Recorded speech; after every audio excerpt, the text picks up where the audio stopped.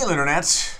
It's Paul, it's Matt, the Dork Lords. We are here talking about Star Trek Discovery short takes. Yes. The second of the series, Calypso. Yes. So complete waste of time. No, I wouldn't say that. It was. I actually enjoyed it. There's stuff to like about this. I like the actor. But there is and the sets. I like those sets. And I actually like the writing. It's Michael Chabon, happens to be an author I really like. He's a Pulitzer Prize winner. He wrote Adventures of Cavalier and Clay, Gentleman on the Road, really cool little fantasy novel. And apparently he is going to be one of the writers for the Jean-Luc Picard Star Trek series, which makes me happy. I think that is awesome. He's a quality writer. And I think the writing is solid in this little 15-minute thing. Now, that said, there are two actors. One that you see, basically. Well, I guess... No, there are three. Three. That's true. You get Fred Astaire. No. Oh. You get the physical representation of the ship, and that's an actress. True. And then you get Fred Astaire. Sorry. And you also get... who's the Fred Astaire's dance partner? Audrey Hepburn. Audrey Hepburn, thank you. I was like, is that Grace Kelly? Okay. No, all right. They weren't cast for this. No, I think they pulled Fred Astaire's body out of the grave, reanimated him. It cost a lot of money. Anyway, okay, so no. Aldis Hodge, I was like, where have I seen that guy? Leverage. He was on the show Leverage. It's a whatever. Yeah, I've seen him on other stuff. So it's cool. He's good. Other stuff. He's a good actor. I like him. He is the primary act. We see everything through his eyes in this episode. He is on an escape pod, and right in the beginning of this thing, he's picked up by the Discovery. Yep. It's a very empty Discovery, and you're like, oh boy. He wakes up in a med bay. His scars have been healed. Or his wounds have been healed up. Most of them. They left one on the shin. That wouldn't look meaningful to you. It turns out that the ship's computer, Zora, is the only presence left on the ship. We find out kind of the dum-bum-bum moment is the when he says, how long have you been here by yourself? She's like, 1,000 years. So apparently at some point, the crew, we don't know what crew, but the last crew of the Discovery went on an away mission, told Zora, the ship's computer, to hang out in orbit, or I don't know where they were, but basically stay here. She has been dutifully staying in the spot for 1,000 years, which would put it past all of the versions of Star Trek that we're aware of. Yeah, right, because I guess there's only 100 years difference between right, it's not the original it's certainly not series 1,000 and the Next Generation, right? Or is it just 50? Yeah, because there's some people that are still alive. Yeah, that's true. There, so although they're like long living, like Bones, I guess, appears and whatever, and of course Spock. But he has a longer lifespan. Yeah. But he doesn't live 1,000 years. Yeah. Point being, so the idea is that it's past the canon. So we don't know. And really, that actually makes it sound pathetic. Right? It's like, this ship, we're going to make it last 1,000 years. That does not sound good, actually, to me. In terms of what? It doesn't sound good. No, get rid of that damn ship. It's been around for 500 years, 200 years. Like, who's getting rid of it? Are you saying that somebody in the Federation should have been like, let's get rid of this thing? Yeah. My thought was unless if it's a class, I guess. So yeah, I guess if that's the case, it's not the same ship, even though the sets look the same. The sets look exactly the same. Yeah. So for a good reason, because they were using them. That's all I'm saying. There's dust. There's a reason why things get remodeled. That's a good question. There are questions raised by this, and one of those questions is what were the modelers thinking? Oh, yes. I was thinking in other words, is there a Federation to deactivate the ship? I kind of have had that feeling that that's one possible answer is it's past the Federation? Yeah, that the Federation's done and this ship is just hanging out like a relic, basically. You know. I'm hoping I'm communicating to you my interest in that question. Okay, good. You've shown me the urge. Right? I mean, that's to me the downfall of having something where it's like, you know, oh, it's 1,000 years in the future, which is a theme, a place that we probably will never see again. You know, why should we ever see that? Oh, this nice little parable about two characters that have nothing to do with anything. Isn't that nice? Who cares? It would have been nice to drop some kind of hint as to what happened to the crew, or is this some reality in which the crew met some kind of fate or something like that, where you're like, why? So that way you kind of tie it in, like, hey, tie it into what? Tie back to the actual series. 1,000 years into the future. Well, to say that maybe something horrible happened to the crew and the ship's been just going on autopilot for that long, but like we kind of know how this thing ends, and then maybe they have to find a way to change that ending or something. No, all right. Oh yeah, they didn't do that. If they decided to do that, but you know, they didn't and then you would need somebody who could witness it, who could go back in the past and tell them. Correct, like Aldis Hodge. Okay, no, but so it's a little love story. Yeah. In which Aldis Hodge falls in love basically with the ship's computer, and I think vice versa in some degrees. The AI starts having feelings for him, because we see at one point where he's like, they get too close. He decides to give something to the computer where he learns to dance. She likes the movie Funny Face. The computer. Yeah. Zora likes the movie Funny Face. Shows it all the time. Fred Astaire and Audrey Hepburn dancing. Oh, and also a reappearance for us. But the first time that the thing that I'm referencing is actually in Maniac. Oh, all right. We covered that show, the Netflix show Maniac. If you want to check that out, what are you referencing, sir? So the song that was playing, St. James Infirmary, was featured in the Betty Boop cartoon that he's watching. Oh, nicely done, sir. That's an interesting little. Well done. I got some Easter eggs in my Mini own. Moocher. Minnie the Moocher. So yeah, he in this. There's a lot going on. Okay, so there's a lot going on for not a lot going on. Yeah, really.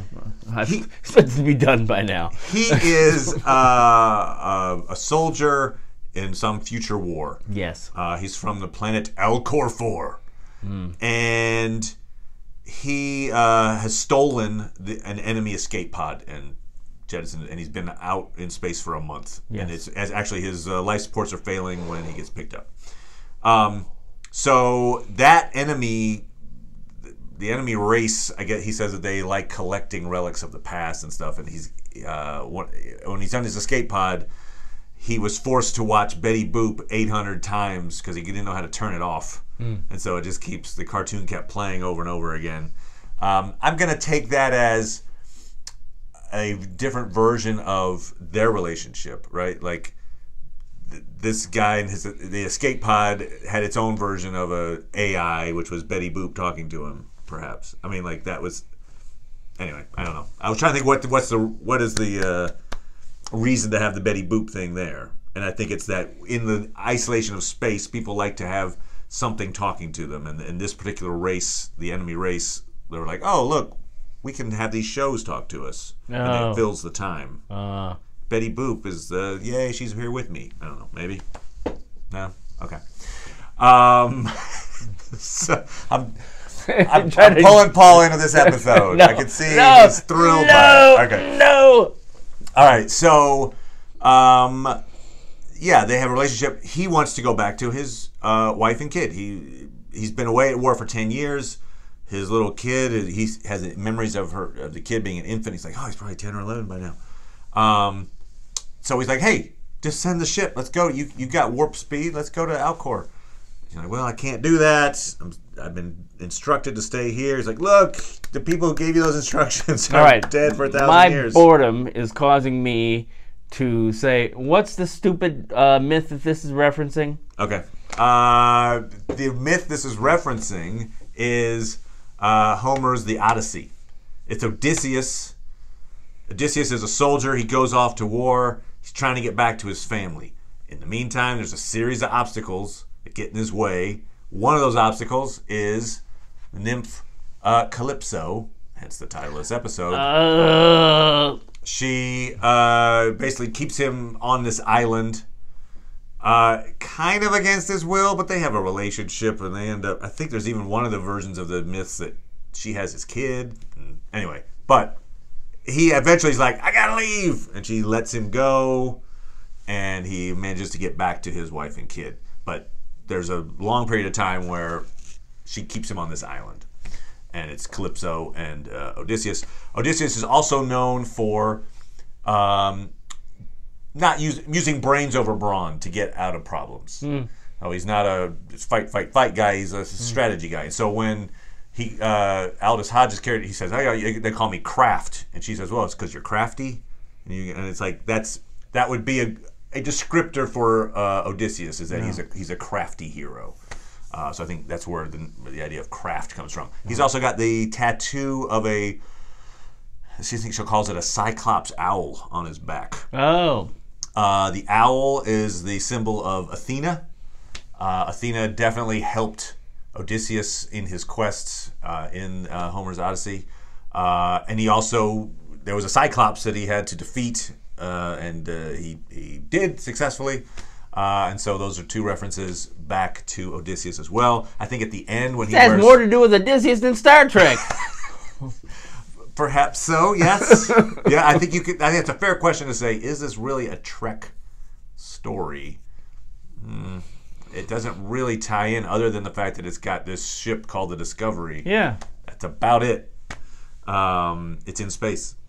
All right, so here's the thing. I mean, like, a thing that would have made it interesting to me is like the whole premise of the fact that, wow, because the last order I was given is to stay put, and even though it's illogical to believe that anybody from my crew should ever return, I'm gonna stay here, is stupid.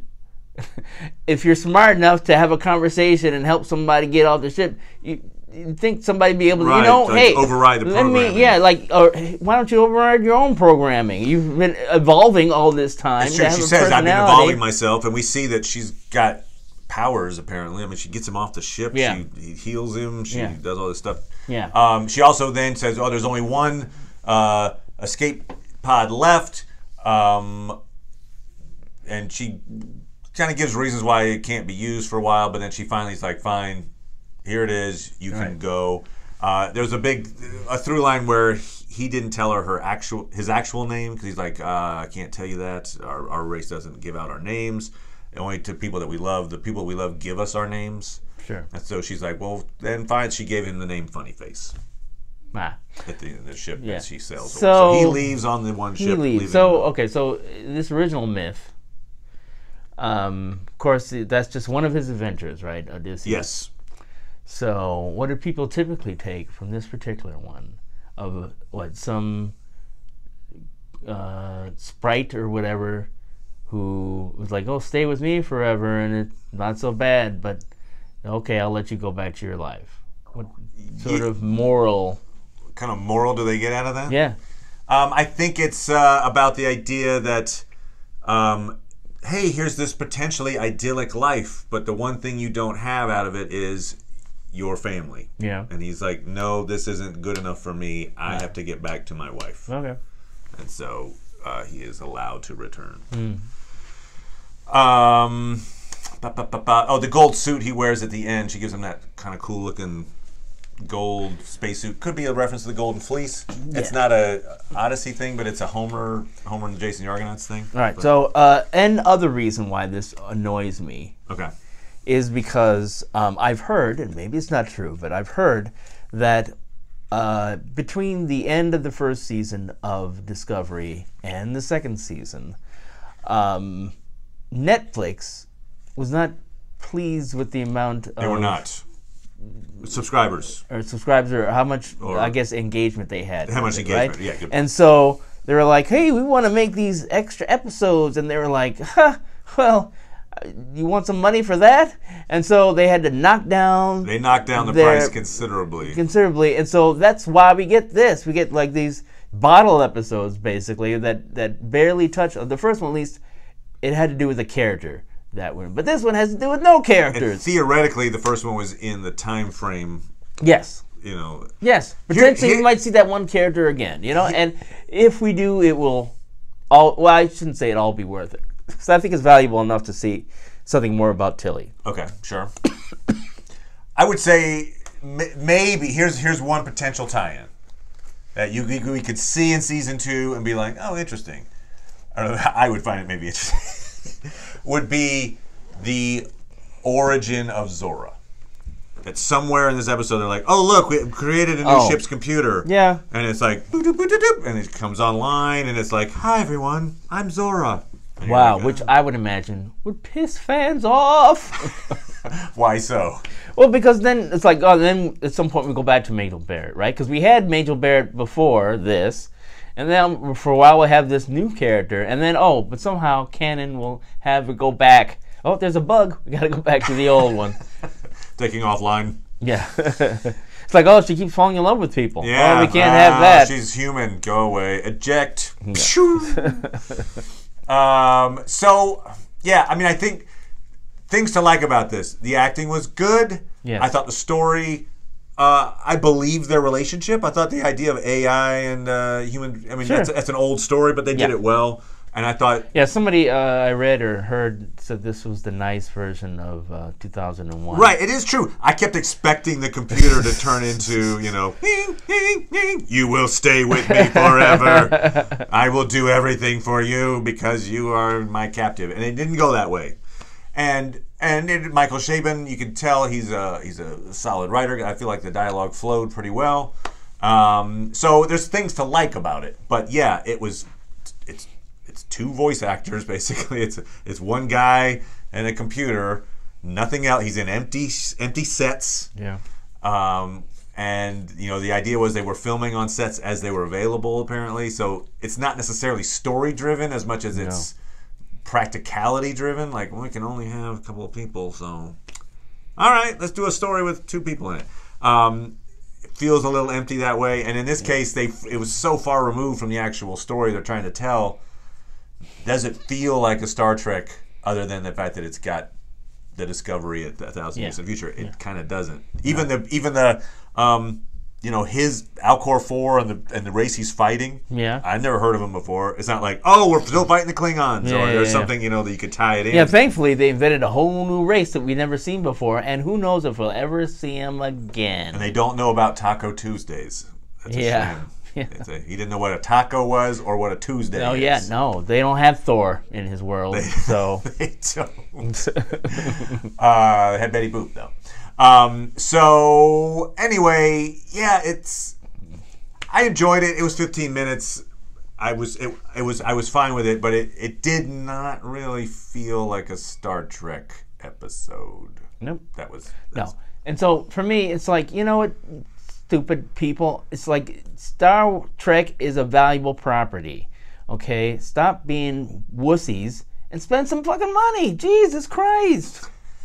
Make good things. Lay down the cash. A month from now, they're going to come out with the next short, which involves Saru. Oh, yeah. At least like he's in the show. Looks like he's back on his home planet. So maybe it's him going to Discovery? Maybe. The moment he decided to join Starfleet or something? Could be. Who knows? We'll see. So there's that. But anyway... and we can mention now, I guess, that there's, might be a Michelle Yeoh, show. Yeah.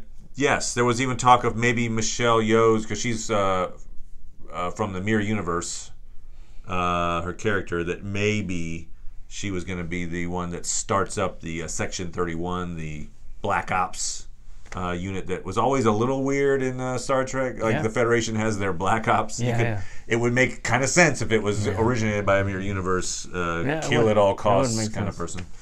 I did think this too. I remember at the end of that show when he was like, "What's your name?" And I was expecting. Part of me was like, "Oh, he's going to turn around and he's going to give a name, and we're going to be like, oh, he's connected to whatever. Like, my name's Cisco or what I don't know." But no, that didn't happen. No, it didn't happen. Didn't happen. It did not happen. Cisco the Forge. I'm Cisco the Forge.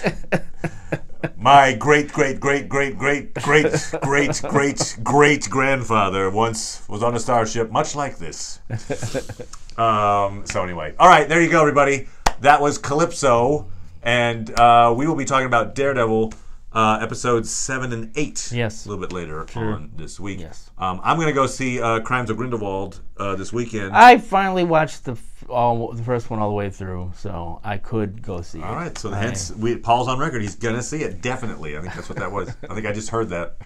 Anyway, we'll be talking about that at some point, whether it's next week or the week after. But yes. All right, that.